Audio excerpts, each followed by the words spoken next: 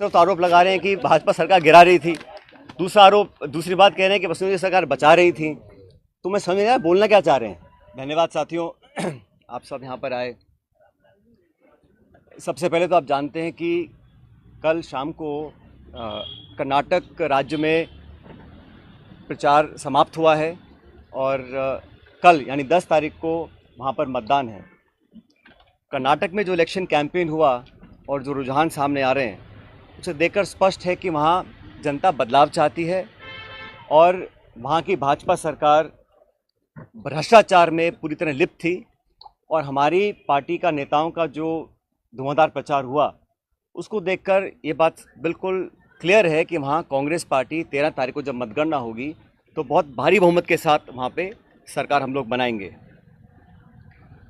कर्नाटक के चुनाव बहुत महत्वपूर्ण हैं क्योंकि यहाँ पर एक तरह से डायरेक्ट फाइट भाजपा कांग्रेस की है और बीजेपी ने पूरी ताकत के साथ वहाँ कैंपेन किया। प्रधानमंत्री, गृह मंत्री, सब नेता छोटे बड़े वहाँ गए, लेकिन जो मुद्दे थे उसको कांग्रेस ने उठाया और मैं समझता हूँ कि वहाँ पर अब तक का जो बहुमत हमको नहीं मिला उससे ज़्यादा बहुमत कांग्रेस पार्टी को कर्नाटक में मिलेगा।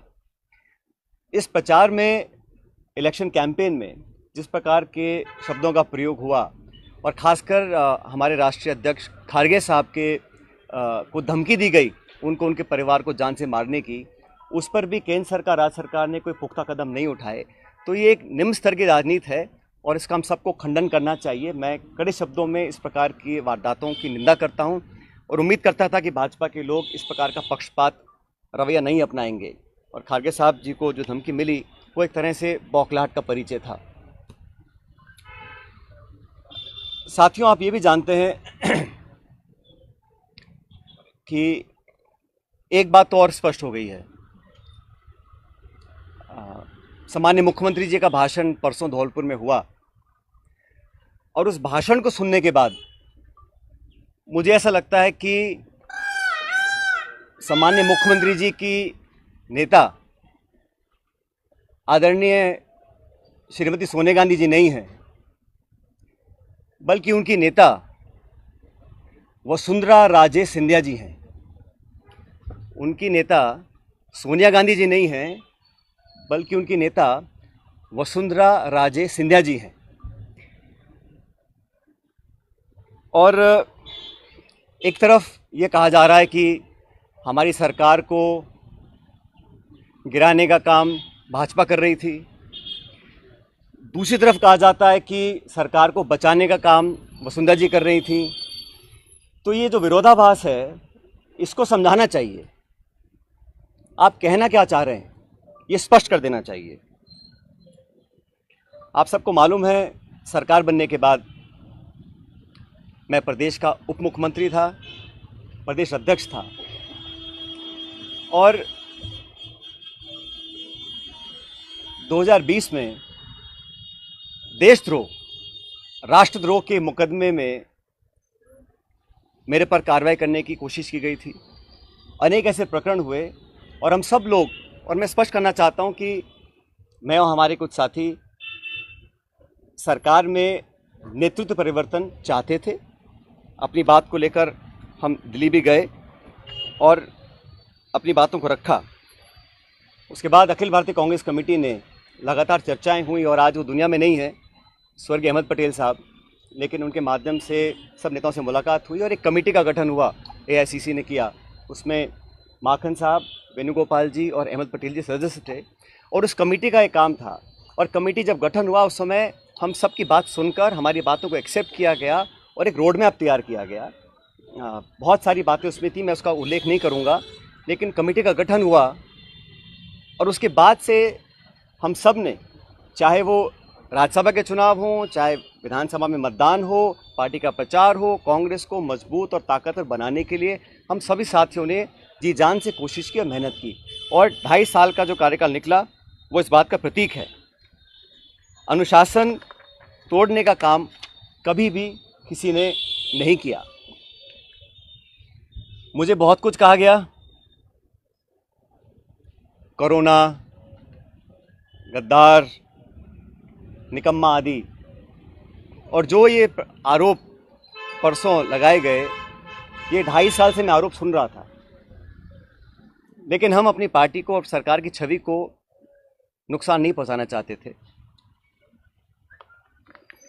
इसीलिए मुझे लगा कि जो प्रकार का भाषण दिया गया, मैंने पहली बार देखा कि अपनी सरकार को, अपने ही विधायकों को, अपने नेताओं को बेइज्जत और बदनाम करने का काम हो रहा है।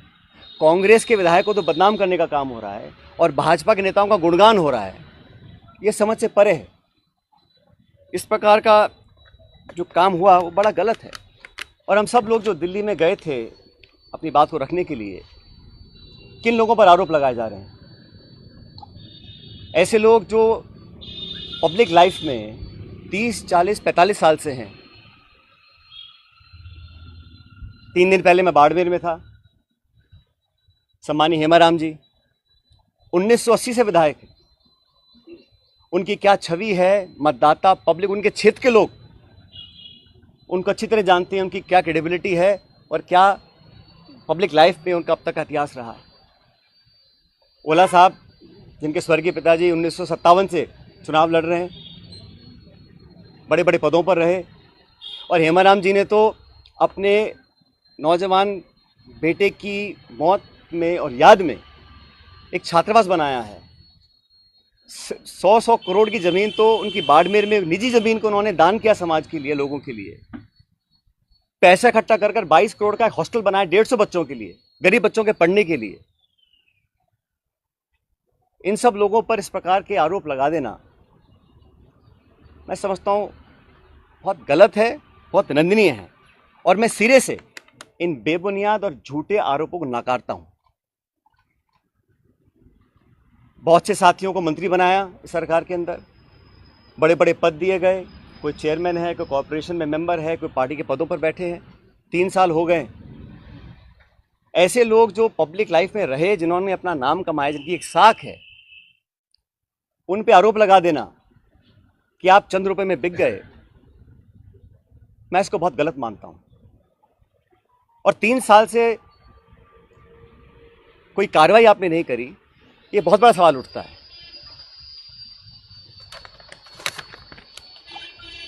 साथियों, हम दिल्ली में गए, अपनी बात को रखा, और उसके बाद सारे तथ्यों को संज्ञान में लेने के बाद हमारी अध्यक्षा सोनिया गांधी जी ने 25 सितंबर को सम्मानीय माकन साहब और सम्मानीय खड़गे जी को जयपुर भेजा था। आप सब जानते हैं। वो विधायकों की मीटिंग हो ही नहीं पाई।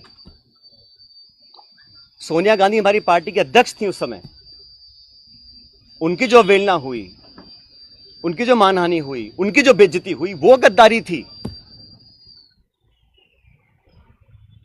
इतने सारे विधायक, 20, 30, 40, पता नहीं कितने विधायकों को उनकी इच्छा के खिलाफ इस्तीफा दिलवाया गया, अपनी सरकार को संकट में खड़ा करा गया।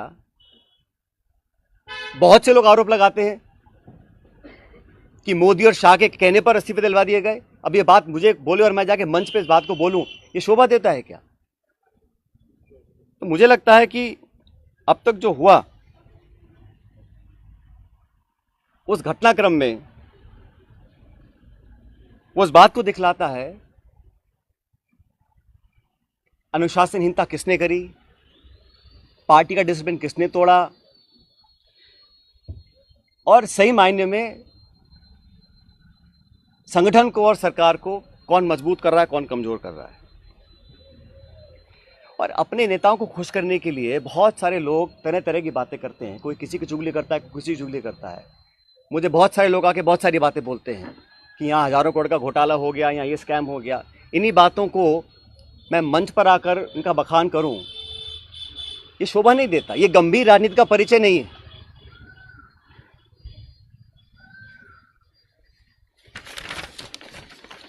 इसीलिए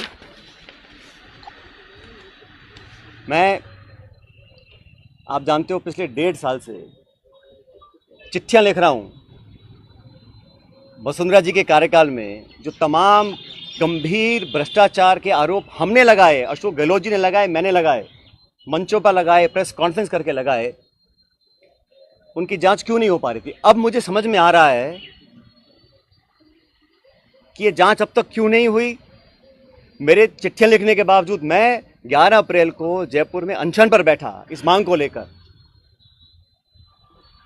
लेकिन अब मैं नाउम्मीद हूं क्योंकि तथ्य सामने आ रहे हैं। कार्रवाई क्यों नहीं हो और क्यों नहीं होगी, ये बात भी स्पष्ट हो चुकी है। इसलिए मैं ऐसा मानता हूं कि हम लोग जो पब्लिक लाइफ में हैं, जनता ही भगवान है और जनता जनार्दन के सामने हम सबको नतमस्तक होना पड़ेगा।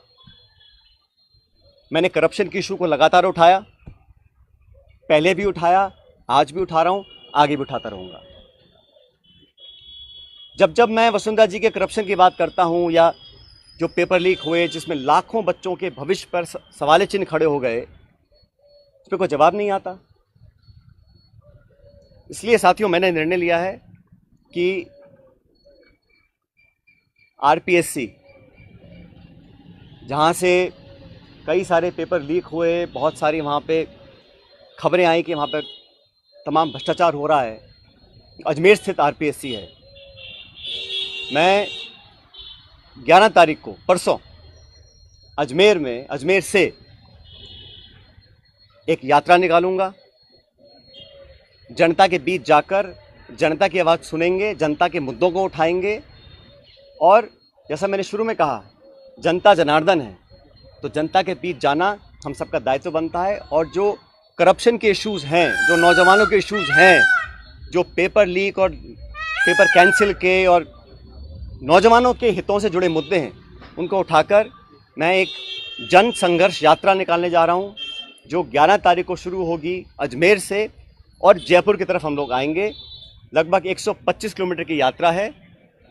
जन संघर्ष यात्रा लोगों के हितों के लिए, करप्शन के खिलाफ, नौजवानों के संरक्षण के लिए। उनकी आवाज़ को हम सुनेंगे, उनकी आवाज़ को बुलंद करेंगे और मैं समझता हूं कि सही निर्णय तब लिए जाएंगे जब जनता का पूरा हमारा साथ होगा, जनता का पूरा प्रेशर होगा।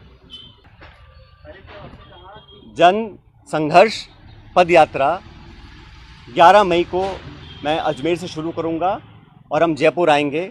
लगभग 5 दिन का समय इस यात्रा में लगेगा। जैसे मैंने कहा, ये यात्रा किसी के विरोध में ना होकर करप्शन के विरोध में है, नौजवानों के पक्ष में है। जो तमाम जनता में आज मुद्दे हैं, जिन इशूज़ को लेकर हम राजनीति करते हैं, जिन इशू पर मैं हमेशा अपनी बात रखता आया हूं, उनके बीच जाकर, उनकी बात सुनकर, उनकी आवाज़ बनने की हम लोग कोशिश करेंगे।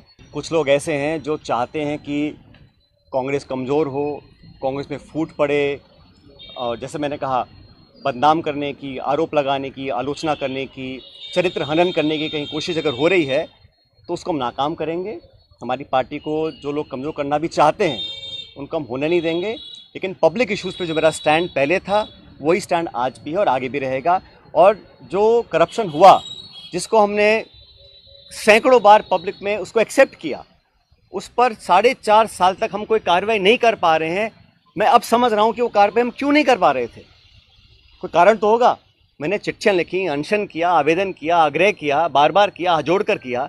अगर कार्रवाई नहीं हो रही थी तो अब मुझे समझ में आ रहा है कि वो कार्रवाई क्यों नहीं हो रही थी। लेकिन किसी भी नेता से बड़ी जनता होती है, तो जनता के समक्ष हम जाएंगे, इन बातों को रखेंगे।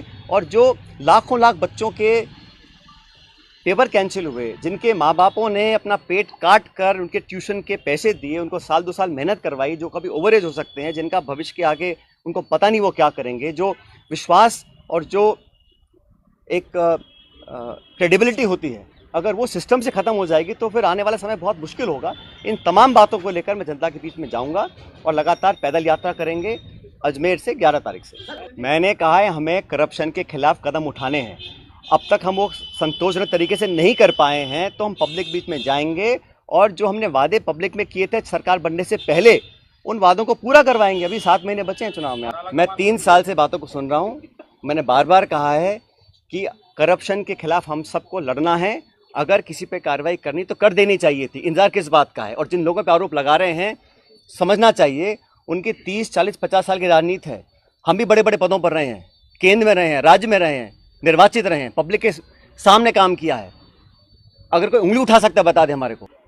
कांग्रेस के विधायकों पर, जिनके दम पर हम मुख्यमंत्री बने हैं, सोनिया गांधी जिनके आशीर्वाद से मुख्यमंत्री बने हैं, आप उन्हीं को बदनाम करेंगे, उनकी आलोचना करेंगे, उनको बेइज्जत करेंगे, तो पब्लिक सवाल नहीं पूछेंगे हमसे 6 महीने के बाद। इस प्रकार के निराधार आरोप लगाना कोई बहुत गंभीर राजनीति का परिचय। तो आरोप लगा रहे हैं कि भाजपा सरकार गिरा रही थी, दूसरी बात कह रहे हैं कि वसुंधरा सरकार बचा रही थी। तो मैं समझ नहीं आया बोलना क्या चाह रहे हैं, कौन गिरा रहा था, कौन बचा रहा था। हमारा सब समझौता दिल्ली में हो गया, कमेटी ने निर्णय ले लिया, हम सब समझौते के बाद जयपुर आए, सदन में पेश हुए, हम सब ने एक स्वर से अपनी सरकार का समर्थन किया, हर मतदान कांग्रेस के पक्ष में किया, राज्यसभा का चुनाव हो, मध्य विभाजन हो, हर जगह 2.5 साल से हम सब लोगों ने अपनी कथनी करने में कोई फर्क नहीं रखा। मैं तमाम अपनी आलोचना सुनने के बाद जो मुझे कहा आप सब जानते हैं, मैं भी तर्क दे सकता था, जवाब दे सकता था, लेकिन मैंने शासन में रहा, मुझे पार्टी की चिंता है, सरकार की चिंता है, इसलिए मैंने बोला नहीं। लेकिन इस प्रकार के पब्लिक प्लेटफॉर्म पर आकर अगर कोई किसी का चरित्र हनन करेगा तो उसका जवाब तो जनता को